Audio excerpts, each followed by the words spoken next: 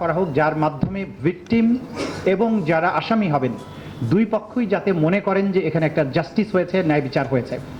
আমাদেরকে যেমন এনশিওর করতে হবে যে ক্রাইং নিড ফর জাস্টিস, যেই সমস্ত ফ্যামিলি প্রতিনিয়ত এখনও মারা যাচ্ছে, প্রতি হসপিটালে এখনও আমরা দেখছি তাদের আহতদের কাতরানি, সেগুলো যেমন আছে। অন্যদিকে এইটার বিচার করতে গিয়ে আমরা যাতে একজন আসামির প্রতিও সামান্যতম ইনজাস্টিস, আমাদের আইনের ভিত্তিতে কোনো ইনজাস্টিস যাতে না হয়, সেই ব্যাপারটা এনশিওর করার জন্য আমরা প্রতিশ্রুতিবদ্ধ থাকব।